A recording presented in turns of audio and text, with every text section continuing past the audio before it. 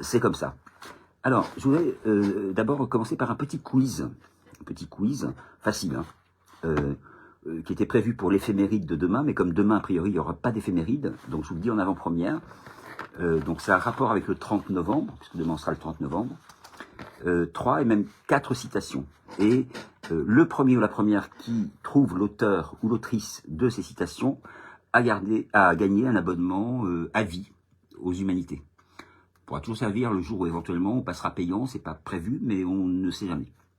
Première citation. Sans la religion, chrétienne surtout, l'érotisme est moins intéressant.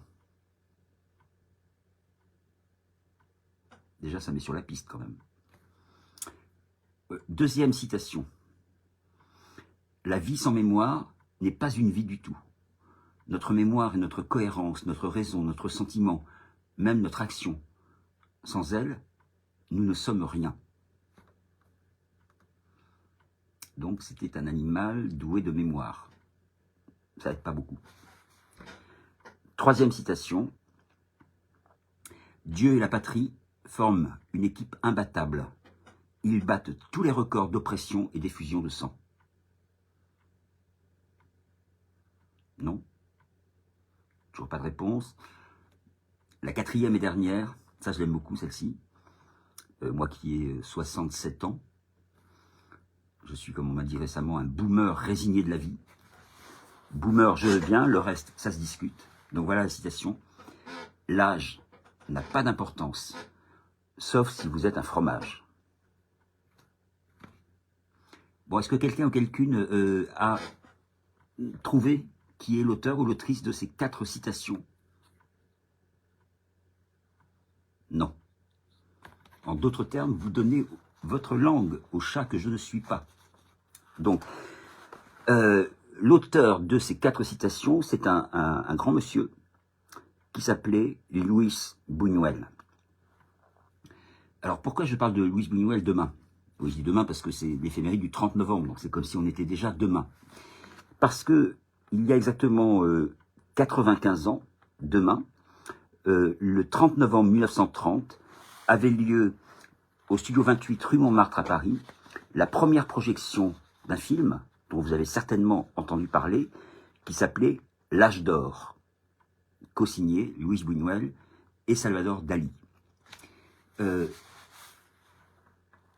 Ce film, L'Âge d'Or, est considéré comme l'une des œuvres, je vais lire un petit peu, hein, l'une des œuvres fondatrices du cinéma d'avant-garde, attaquant de front la bourgeoisie, la morale sexuelle et l'Église catholique, et provoquant l'un des plus grands scandales de l'histoire du cinéma. Ce film, L'Âge d'Or, est un film d'environ 1 heure, tourné en noir et blanc, produit grâce au mécénat du vicomte de Noailles, s'il vous plaît, après le succès d'Un chien andalou. Le casting principal réunit Gaston Modot et Lia Lis, entourés notamment de Max Ernst. Dans une série de tableaux liés plus par l'association d'idées et le désir que par une narration classique. Projeté pour la première fois à Paris, donc le 30 novembre 1930, il y a donc exactement 95 ans, le film déclenche la colère de groupes d'extrême droite qui envahissent la salle, dégradent les lieux et attaquent le public. Sous la pression politique et religieuse, L'Âge d'Or est ensuite interdit pendant des décennies en France, devenant un symbole de la censure et de la puissance subversive du surréalisme. Et aujourd'hui, L'Âge d'Or est considéré comme un jalon majeur de l'œuvre de Buñuel et du cinéma moderne, annonçant ses futurs films anticléricaux et anti-bourgeois. Son mélange d'humour noir, de blasphème et d'attaque des institutions en fait une référence incontournable pour comprendre le surréalisme filmique et ses prolongements jusqu'au cinéma politique des années 1960-1970. Voilà, alors, je trouve que c'est une très belle histoire. On pourrait la développer davantage, mais c'est une très belle histoire parce qu'elle nous dit finalement que un film qui, à sa sortie, est révolutionnaire et censuré, choque à ce point le bourgeois et les cléricaux, est considéré des années plus tard comme un classique du cinéma. Voilà, on commence révolutionnaire et on devient classique. J'espère que c'est ce qui va arriver aux humanités. Enfin, classique, pas trop. Mais Voilà, j'ai voulu faire improviser ce Facebook Live parce que, allez, je peux tout dire. Donc j'ai failli sur le coup de 18 h dire j'arrête tout. Pourquoi? Parce que des fois c'est dur. Et que je me réjouissais ce matin, après 10-12 heures de travail, qu'on ait pu publier et lancer un nouvel hebdo culture, ce qui n'arrive quand même pas tous les jours. Et puis, le soir venant, je commence à regarder les copies, et là, bon, je ne suis pas forcément un fanat des statistiques, hein, mais je me dis, oulala, sur Facebook, apparemment il y a 195 personnes qui ont vu le post, il y a eu 7 likes et un partage, aucun commentaire. Bon. Mais même parmi les personnes qui sont abonnées à l'infolettre, qui ont reçu l'infolettre des humanités, sur près de 3000, il y a 50 personnes seulement qui ont cliqué sur un des liens. Le résultat, c'est que pour certains articles qui ont demandé du travail, mais bon, ça c'est pas une raison, qui ont, je pense, quelques valeurs, par exemple sur l'histoire de cet autochtone indonésien qui a fait 12 000 kilomètres pour rencontrer Emmanuel Macron et lui demander, l'implorer que la France cesse de vouloir agrandir une mine de nickel qui est en train de détruire littéralement et totalement une communauté de 3500 personnes, force est de constater que cette histoire intéresse, à cette heure, 4 personnes. 4. Voilà, je me dis, il y a un truc qui ne va pas. Je constate aussi, parce que je regarde un petit peu les... Bon voilà, par curiosité, de dire, tiens, telle publication a été lue tant de fois. Alors, donc je suis assez content, à certains moments, l'hommage à Claude-Louis Combet a été lu, ça ne veut rien dire, a été lu par 198 personnes. Et là, c'est bien. Et je sais pourquoi ça a été lu par 198 personnes, parce que comme il n'y a pratiquement pas eu d'hommage ailleurs, il y a eu quand même une nécrologie dans le monde, mais ça c'était après nous. Donc cet article, cette publication a été relayée dans les milieux littéraires par des gens, des personnes qui connaissaient l'œuvre de Claude-Louis Combet, ou qui le connaissaient personnellement. Donc il y a eu un travail de réseau comme ça qui s'est fait assez naturellement. Sur les éphémérides, qu'on a commencé il y a environ un mois, en moyenne, il y a 100 lecteurs par éphéméride. Sachant que chaque éphéméride demande entre 7 et 10 heures de travail, c'est pas cher payé. Mais bon, c'est comme ça. Alors l'éphéméride qui a le mieux marché, entre guillemets, porte le titre suivant, Sainte-Geneviève contre Bardella. Évidemment, si on met Bardella dans le titre, on est sûr, peut-être pas de faire le buzz, mais de... Je te réponds après, Eric. Peut-être pas de faire le buzz, mais en tout cas, on est sûr que ça va attirer, quoi. Je fais une blague sur Facebook sur le livre de Sarkozy. J'ai regardé tout à l'heure, j'en croyais pas mes yeux. Selon les statistiques facebookiennes, ça a été vu par 65 000 personnes. Parce qu'il y a Sarkozy dans le titre. Donc pareil, si on met Trump, Poutine... Alors, je pense qu'effectivement, il faut parler de ces méchants, de ces qui nous pompent l'air, mais il n'y a pas que ça dans la vie. Et donc le danger, c'est que comment dire, que ça occupe tout l'espace et que voilà, du coup, on n'ait plus le temps de s'informer, de s'intéresser à ce peuple autochtone en Indonésie qui va peut-être disparaître à cause de la France. Voilà, je dis ça, je dis rien. Il y a aussi dans les publications du jour un portfolio absolument magnifique sur une biennale de photographie en Guyane. Et jusqu'à preuve du contraire, la Guyane fait partie de la France. Voilà, on peut le regretter ou pas, enfin c'est comme ça. Et voilà, et là c'est pareil, alors que les photos sont absolument, mais vraiment magnifiques. Et puis il y a du contenu, comme on dit, voilà, 12 personnes. Alors oui, Eric, tu dis c'est peut-être décevant, mais puisque c'est un hebdo, il nous faut laisser le temps de lire. C'est vrai, ça va augmenter un petit peu, mais je constate, avec l'expérience, hein, parce que j'ai pas encore l'âge du fromage, mais que, comment dire, lorsqu'un sujet intéresse, ça part tout de suite. Voilà, l'infolettre arrive et tout de suite il y a des gens qui vont voir, ok.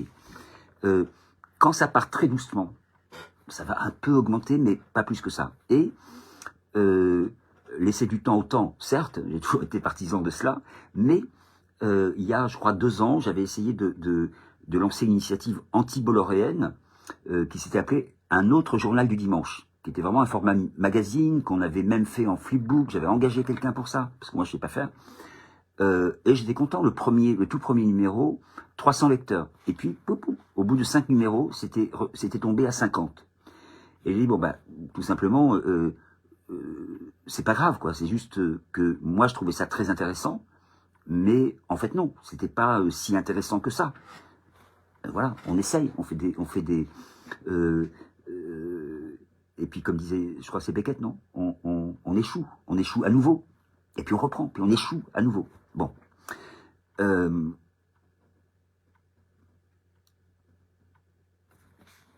Pardon, je fais une pause, 15 secondes. Comme on est entre nous, je peux... j'ai parlé sur... on est sur Facebook, là. Donc j'ai parlé sur Facebook et peut-être sur les humanités d'ailleurs, d'un appel à projet auquel on va répondre pour les humanités. Alors, après avoir été retoqué, comme l'an dernier, sur 2 dossiers d'aide publique par le ministère de l'Agriculture et Madame Rachida Dati, dont on connaît l'amour immodéré qu'elle porte à la culture et à la presse. Alors là, c'est pas un appel public. Pour tout vous dire, ça vient de Google. Bon, Google et moi, on n'est pas spécialement amis. Je me suis dégooglisé de plein de choses. Mais Google a lancé, il y a déjà quelques années de ça, un bazar qui s'appelle News Initiative Fund, en partenariat avec une université de journalisme britannique. Et j'avais repéré ce truc-là parce que, je vais voir, si le ministère ne veut pas de nous, il y a peut-être d'autres, allons voir. Moi, je ne connais pas le vicomte de Noailles pour financer notre âge d'or. Mais, et alors j'étais tombé sur cet appel, enfin sur ces subventions que distribue Google, et j'avais regardé les médias qui avaient été aidés. Je crois qu'il n'y en avait pas en France d'ailleurs. Et j'ai dit, ah, tiens, c'est de la part de Google, enfin c'est intéressant en soi, et de la part de Google, c'est étonnant. Alors peut-être que Google a besoin de faire, ça sert je sais pas, voyez, on a même soutenu un média alternatif, on n'est pas si méchant que ça. Bon. Cet appel à projet, ça va être traité assez vite. Il faut déposer le dossier mercredi. Il y a une première présélection qui est communiquée, je crois, fin décembre, début janvier, et la réponse, fin janvier. Mais c'est un appel à projet donc, qui ne concerne pas que la France, concerne la terre entière, sauf peut-être la Russie et la Chine, je n'ai pas bien regardé. En tout cas, il concerne la terre entière, et vont être retenus 8 projets. 5 à hauteur de 50 000 € et 3 à hauteur de 100 000 €. Alors nous, on n'est rien du tout. 8 projets sur la terre entière, autant dire qu'a priori, on n'a aucune chance. Mais on va le faire quand même. Et jusqu'à hier, j'ai dit, bon, on n'est pas grand-chose. Donc on va faire profil bas. on va pas se prendre pour plus important qu'on est, on va demander 50 000 €. Déjà, si on les a, ça serait formidable. Et puis en fait, aujourd'hui, je lui dis non. On va demander 100 000 €. On va demander le maximum. Et on va faire peur à Google. Comme Louise Buñuel, en 1930, faisait peur à la bourgeoisie et au clergé. Faire peur. Comment? Juste, on va intriguer. On va inquiéter. C'est-à-dire que je sais à l'avance comment les autres projets concurrents qui vont être déposés vont être ficelés. L'appel à projet, cette année, ne porte pas du tout sur ce qu'ils appellent les contenus rédactionnels. Moi, je ne fais pas de contenu rédactionnel. De toute façon, on fait des articles et des publications. Les contenus, c'est autre chose. Bon. Après, il y en a qui disent, ouais, mais c'est pareil. Non, justement, c'est pas pareil. Alors, mais cette année, ça ne porte pas là-dessus. Ça porte sur, c'est plutôt business, c'est-à-dire comment on peut élargir l'audience, comment on peut augmenter l'audience, et donc, partant, le modèle économique. D'où l'intérêt que je porte depuis peu à des réseaux sociaux autres que Facebook, puisque, comme on a dit, Facebook, c'est un truc de boomer résigné de la vie, que tous les jeunes, ils sont sur Instagram, sur TikTok, etc. Bon, pourquoi pas Donc ça y est, on a un compte Instagram. J'ai fait mon premier post Instagram tout à l'heure, en ayant été formé par une formatrice de 16 ans qui s'appelle Malena, je vais en parler tout à l'heure. Donc voilà, moi ça me gêne pas. Je veux dire, ces outils sont ce qu'ils sont. Bon, mais c'est pas le plus important. C'est-à-dire que on n'est pas là à vénérer la technique pour ou la technologie pour la technologie. Et donc je me suis souvenu que l'éditorial fondateur des Humanités prétend, c'était en mai 2021, prétend vouloir inventer un journalisme du XXe siècle, du XXIe siècle, pardon. Ce qui peut paraître éminemment prétentieux, mais en fait, non, on le fait déjà. Je veux dire, sur le décès, par exemple, de Claude-Louis Combet, j'ai pas regardé aujourd'hui, mais ça a été mentionné par 2 sites littéraires. Et puis Le Monde a fait une nécrologie confiée à un écrivain que j'admire beaucoup en plus, René de Sécati, mais qui franchement n'est pas terrible parce que l'écrivain il prend son temps, le journaliste il va vite. Et donc je dis mais pourquoi Le Monde va chercher René de Sécati pour écrire sur Claude-Louis Combet? Ça veut dire que au sein de la rédaction du Monde, qui est quand même un grand journal, il n'y a personne qui est capable d'écrire sur Claude-Louis Combet, ils ne savent pas qui c'est. Bon, ça c'est une chose. Mais en plus, je lis la nécrologie de Claude-Louis Combet sur le site internet, j'aurai un journal papier entre les mains, c'est la même chose. Il n'y a rien de plus. Or, le travail qu'on a fait de joindre à la publication le podcast de l'émission sur France Culture avec Alain Weinstein, l'extrait d'une émission d'Antenne 2 à l'époque avec Philippe Lefebvre, des mots de minuit, qui est, je crois, la seule fois où Claude-Louis Combet est passé à la télévision, d'aller chercher des extraits de textes de Claude-Louis Combet, de retrouver dans l'archive un texte de Bernard Noël qui parle de Claude-Louis Combet, ça, personne ne le fait. Personne, personne, personne. Et donc, pour moi, c'est ça, le journalisme du XXIe siècle, c'est on se sert d'outils, parce qu'aujourd'hui, Internet et plein de choses le permettent, mais on n'oublie pas pour autant qu'on fait du journalisme et qu'on n'est pas des influenceurs. Donc ça, c'est le propos que je vais développer pour Google, en m'appuyant, ça commencera par une citation ben, je l'ai mis aujourd'hui d'ailleurs, extrait d'un texte de Salman Rushdie, qui était inédit quand je l'ai publié sur les Humanités au tout début, en mai 2021, qui est un texte vraiment extraordinaire, qui parle de la nécessité de la persistance du récit. Pourquoi on a besoin qu'il y ait des fables, qu'il y ait des contes, qu'on puisse se raconter des histoires. TikTok me raconte, enfin je suis pas sur TikTok, de toute façon, mais TikTok me raconte pas d'histoire, il me raconte des fake news, ça n'a rien à voir. Voilà. Donc, c'est replacer la force du journalisme dans un projet éditorial qui, oui, peut gagner de l'audience. C'est quoi le journalisme? C'est d'abord une qualité d'écriture, une qualité de curiosité et une qualité d'investigation. Et tout le monde en est capable. Enfin, je veux dire, il n'est pas nécessaire d'être journaliste pour faire du journalisme. Il y a plein de manières possibles. Il y a du journalisme citoyen, il y a etc., etc., etc. Et justement, pour construire ce projet-là, pour Google, parce que nous, on est tout petits, mais comme disait Fassbinder, même les nains ont commencé petits. Donc, on va s'associer avec, par exemple, le Museo Popular de Siloé, à Cali, en Colombie. Il y a eu un entretien avec son directeur il n'y a pas longtemps sur les Humanités. On va s'associer avec la Gen Z à Madagascar. Ok. Et puis, voilà, on va faire constellation comme ça. On va faire, pour reprendre le titre d'un ouvrage magnifique d'Édouard Glissant, on va faire poétique de la relation. Bon, voilà. Force est de constater que pour le moment, en France en tout cas, en France française, ça passionne pas les foules. Pour plein de raisons. Mais je crois qu'une des raisons, c'est que Bernard Noël, avec qui j'étais assez ami, vers la fin en tout cas, parlait, je crois que c'est dans un livre qui s'appelle La castration mentale, de la censure par saturation. Et donc, comme on est saturé d'informations, mais pas que d'informations, c'est-à-dire que l'autre jour, j'ai répondu ça en commentaire à quelqu'un qui mettait justement un commentaire sur le texte de Michel Soulovici sur la jeunesse qui va voter Bardella. Bon. Et quelqu'un disait, mais est-ce que leurs parents parlent à ces jeunes? Et moi, j'ai répondu, attendez, est-ce que les jeunes, ils peuvent parler à leurs parents? Parce que nous, à l'âge qu'on a, on est là en train de critiquer tout le temps les jeunes, qui disent, sur leur portable, machin, etc. Et Macron dit, on va interdire les portables au lycée. n'importe quoi, une stupidité, une méchanceté.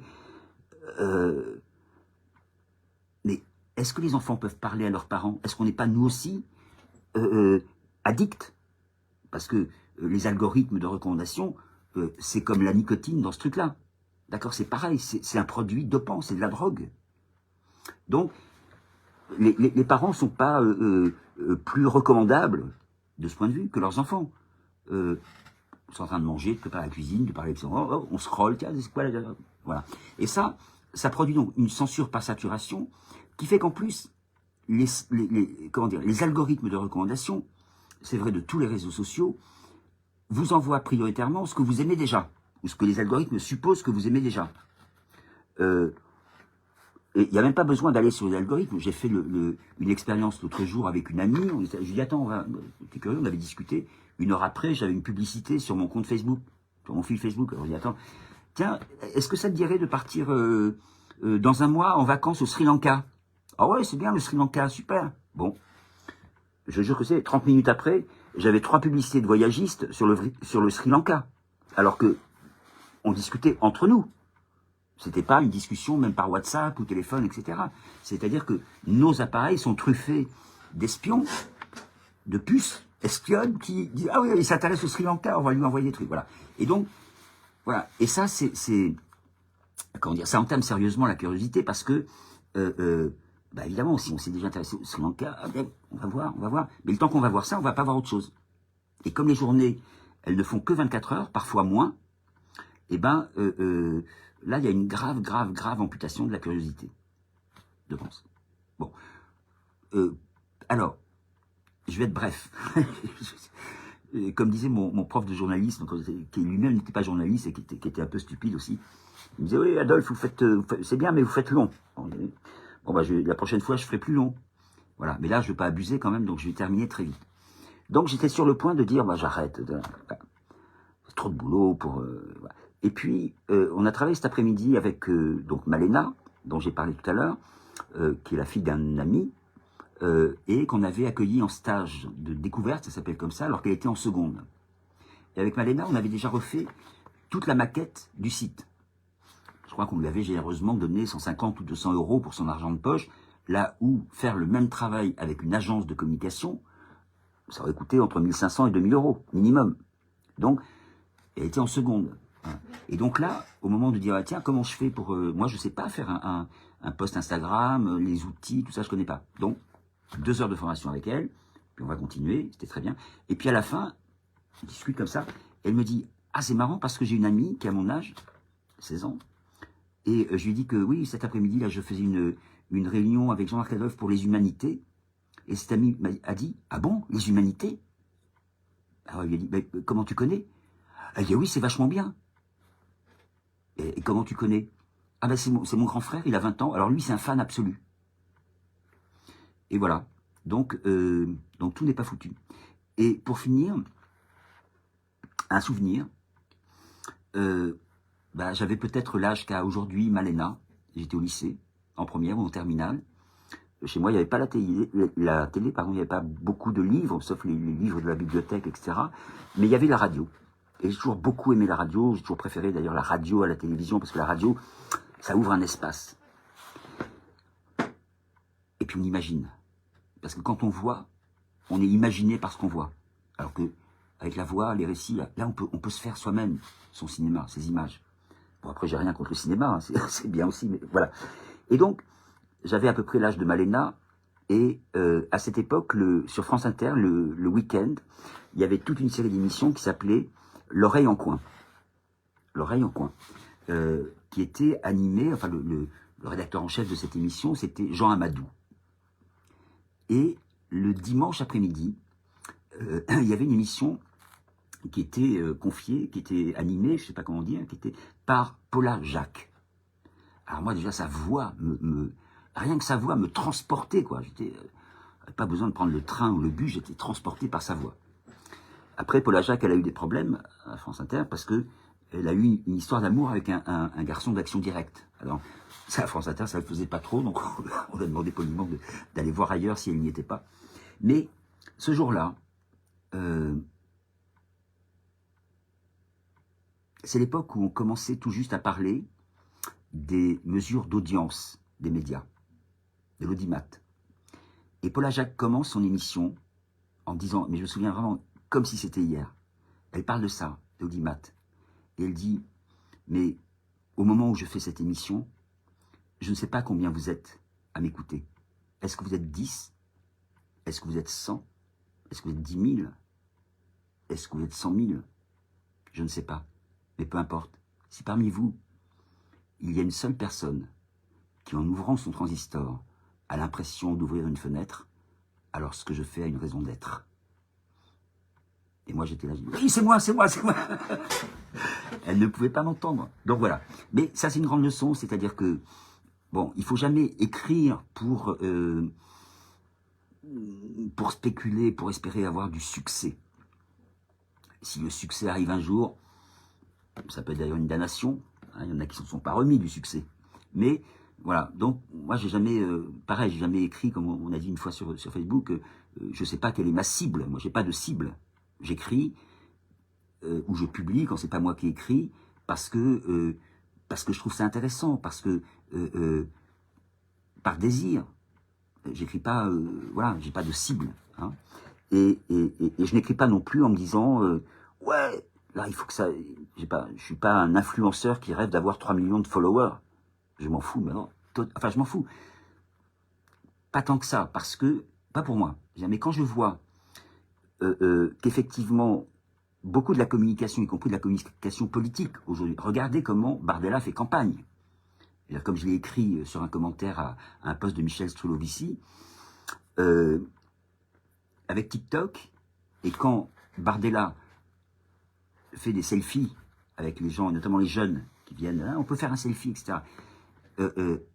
Bardella fait du cinéma. C'est ça qu'il faut comprendre. Il fait du cinéma pauvre. Et justement, c'est ça qui plaît.